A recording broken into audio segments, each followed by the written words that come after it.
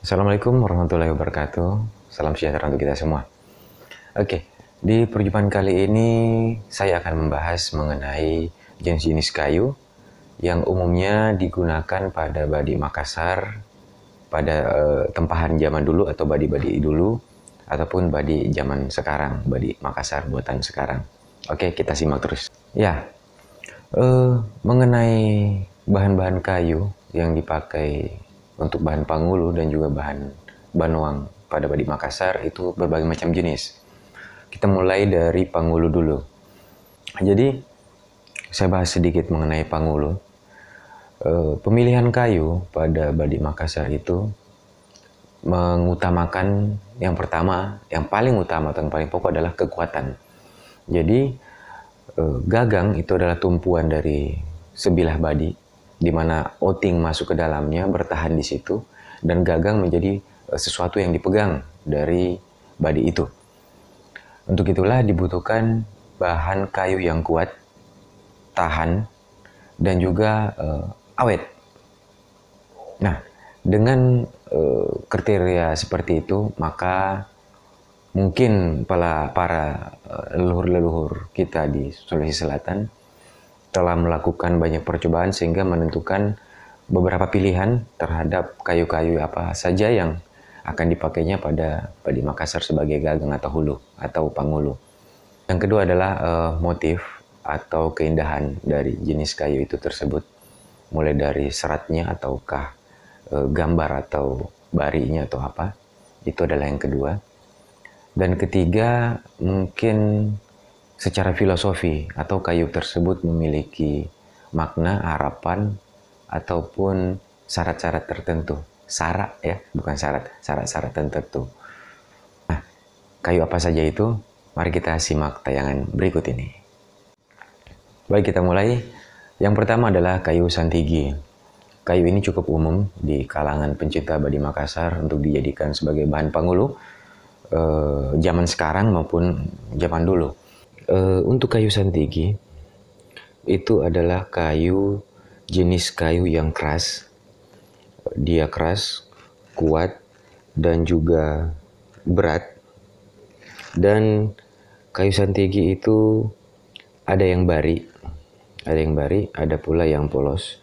Sebagai contoh, ini adalah badik tua, salah satu koleksi kesayangan saya. Dia menggunakan gagang kayu santigi, pangulu kayu santigi. Kayu ini tidak memiliki bari, dia polos saja, tetapi memiliki gradasi warna. Ada yang lebih gelap, kemudian ada yang lebih terang. Tidak terdapat keretakan faktor usia. Ini kelihatan mungkin jelas gradasi warnanya, agak kecoklatan dan ada seperti kemerahannya juga. Oke, untuk banoang tetap yaitu kayu campaga.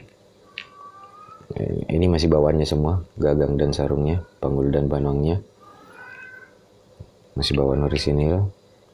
Nah, kayu santigi adalah kayu yang tumbuh atau pohonnya tumbuh di daerah daerah pesisir, biasa juga didapati di pulau-pulau kecil, tumbuhnya di karang dekat hutan-hutan mangrove.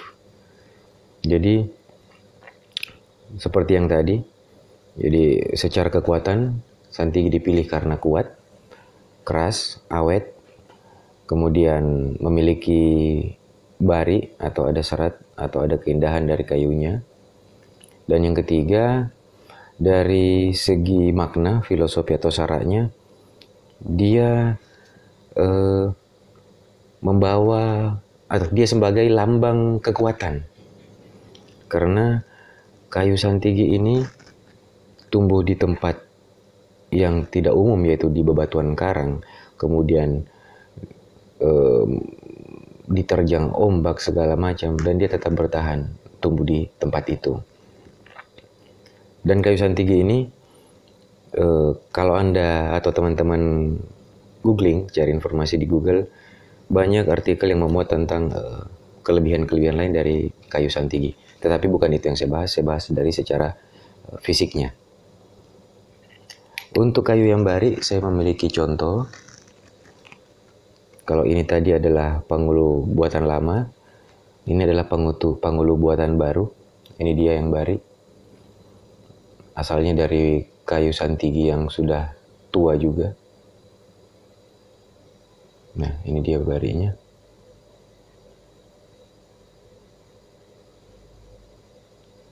Ini untuk yang bari, dan ini yang tidak bari. Barinya pun terdiri dari berbagai jenis. Ada yang garisnya kecil-kecil, halus, dan lebih rapat. Ini barinya agak-agak besar. Dan full bari dari ujung sampai ke belakang. Seperti ini.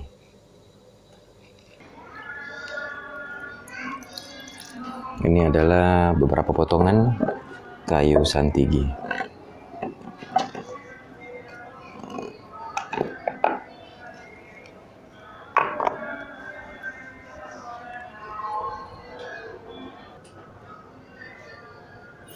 Ya. Untuk ini santigi yang tidak terlalu barik ya. Dia coklat atau juga cenderung kemerahan. Oke. Dia tidak memiliki bari. Dan ini juga meskipun tidak ada barinya, santigi seperti ini sangat diminati atau sangat banyak didapati pada badik Lompo Batang, badik Makassar. Ini tidak memiliki bari. Ini ada sedikit bari, ya, garis-garis belang-belang. Ya. Tapi ke bagian lainnya ada yang tidak memiliki bari. Jadi bari pada kayu santigi itu termasuk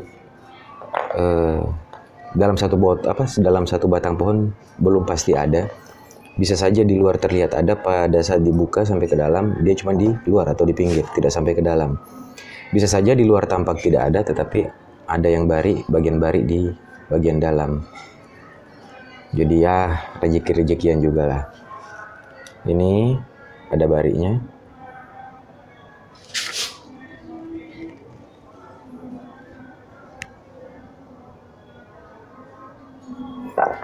Kemudian ini bari juga, cuman potongannya belum terlalu halus, jadi kurang begitu nampak.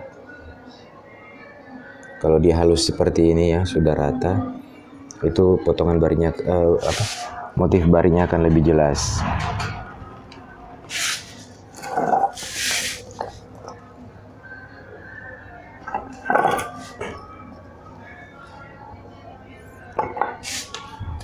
Dan juga ini.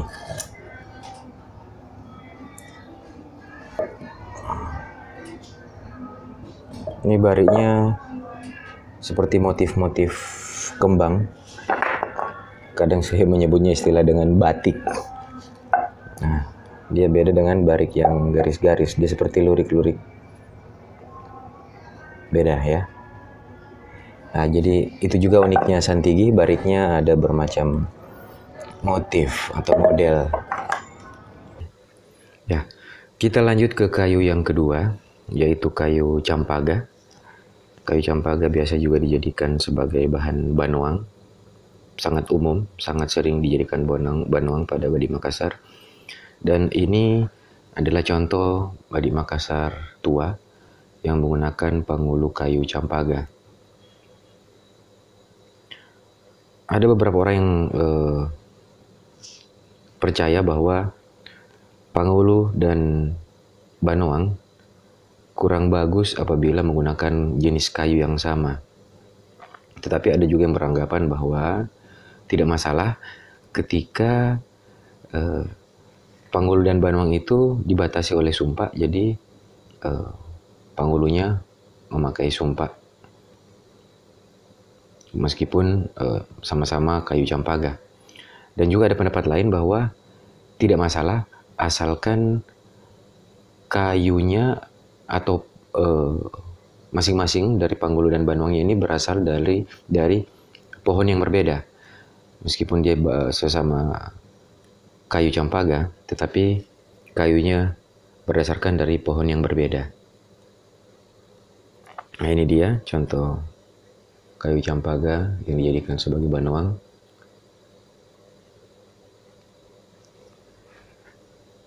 Ini juga sudah ada keretakan juga di sini.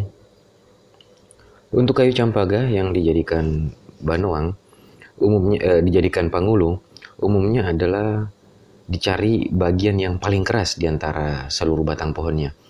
Dan yang paling keras itu adalah bagian tengah atau tonasanya, atau bagian tengah, bagian dalamnya, dalam sebatang pohon, atau bisa juga pada bagian akar, karena dua bagian itu cenderung lebih kuat, lebih keras dibanding yang lainnya. Meskipun kayu campaga pun tergolong kayu yang kuat dan keras. Yang ketiga adalah kayu langoting. Kayu langoting selain dipakai untuk pengulu badi, kayu langoting juga dipakai untuk bahan pembuatan kapal. Ya, kita cukup mengenal di Sulawesi Selatan banyak pembuatan kapal, dan kayu langoting adalah kayu yang dipilih karena yang pertama, kayu langoting itu kuat, tahan air, dan juga memiliki tingkat keawetan yang tinggi. Kayu langoting ada yang bari, ada juga yang tidak. Ini adalah contoh badi tua menggunakan kayu langoting. Syaratnya berbeda dengan santigi, meskipun sekilas barinya hampir sama. Oke.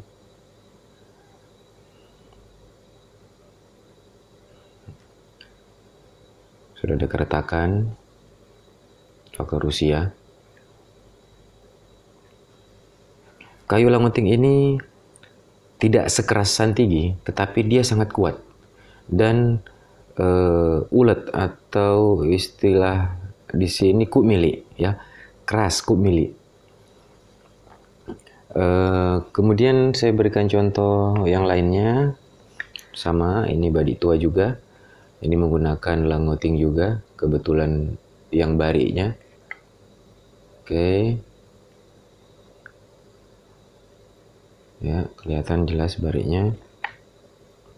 Dan bari ini apabila diraba dia lebih timbul daripada yang tidak bari. Jadi ini bari, sampingnya kosong. Barinya ini kalau diraba dia terkesan lebih timbul dibanding bidang lainnya. Kemudian saya berikan contoh lagi langoting yang tidak bari. Badi tua juga, ini tidak bari.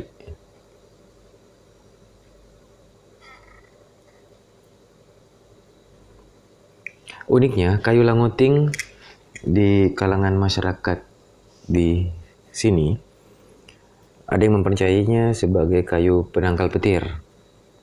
Jadi beberapa rumah panggung atau rumah atas ada didapati juga menggunakan satu batang tiang penyangganya dari kayu langoting. Mungkin salah satu maksud tujuannya yaitu sebagai penangkal petir. Dan juga beberapa kawan saya sempat bercerita dulu waktu dia kecil, kalau dia ke sawah di saat hujan dan melintasi area kebun, dan di situ didapati ada pohon langoting, dia akan singgah memetik daunnya dan menyelipkan daunnya di topi yang dari anyaman itu, dan melanjutkan perjalanannya. Dan keunikan lainnya bahwa kita di Sulawesi Selatan kebanyakan orang-orang memberikan pesan atau memberikan suatu penyampaian menggunakan kiasan. Jadi bisa saja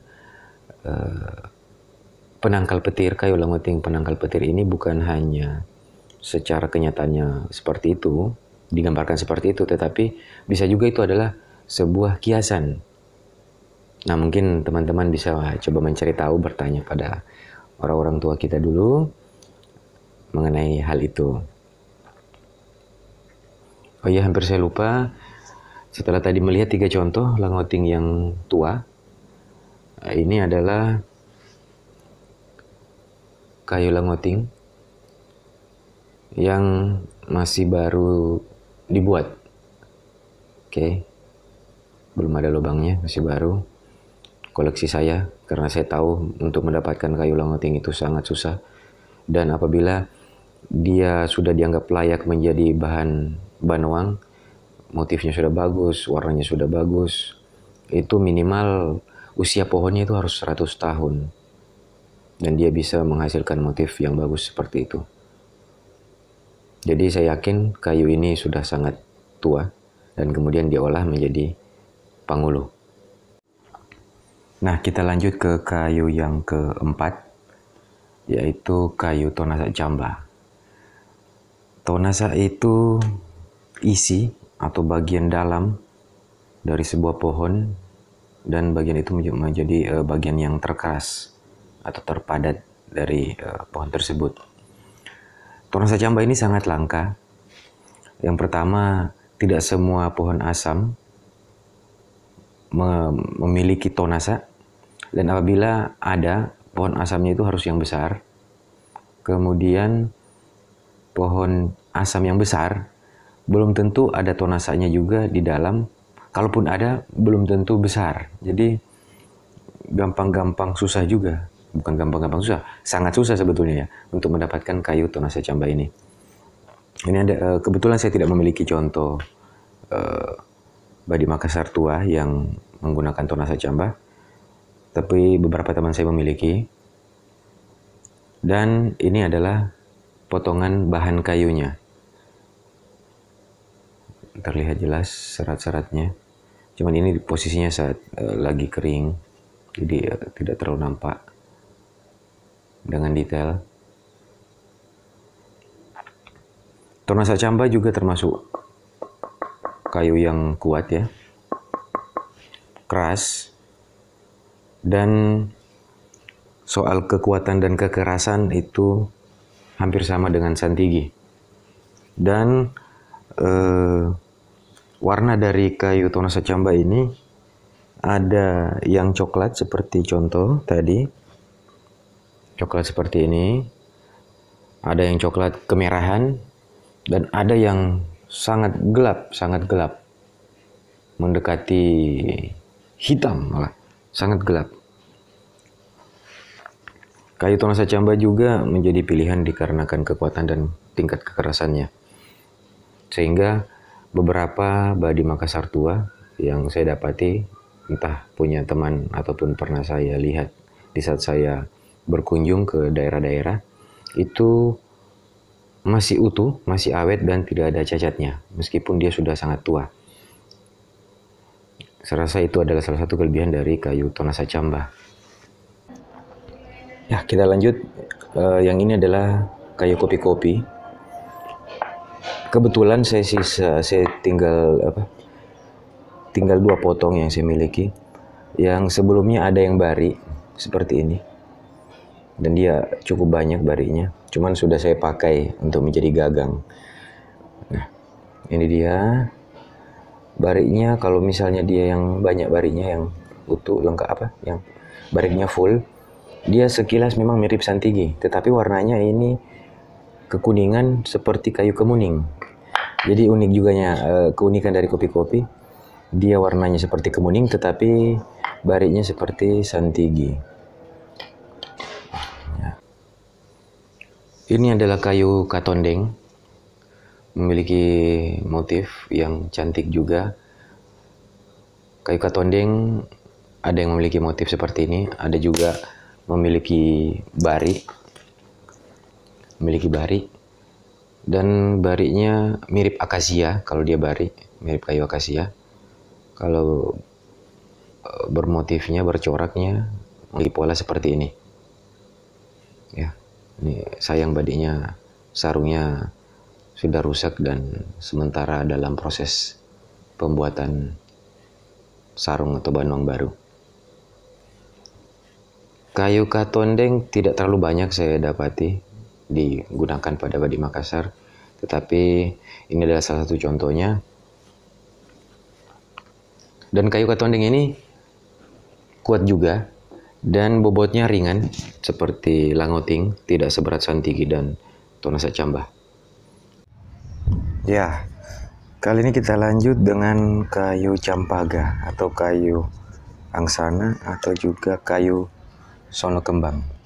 Kalau di Sulawesi Selatan atau Sulawesi umumnya dikenal dengan kayu campaga atau cinrana atau cenrana. Nah, ini adalah beberapa jenis dan semuanya berbeda motif. Nih. Jadi ini sebagai bahan pembuat sarung atau banoang. Campaga merah atau bisa disebut campaga cera. Motif seperti ini. Kalau ini campaga bari kebetulan jenis barinya yang kecil dan sangat rapat. Kategori ini termasuk langka juga. Oke. Kemudian ini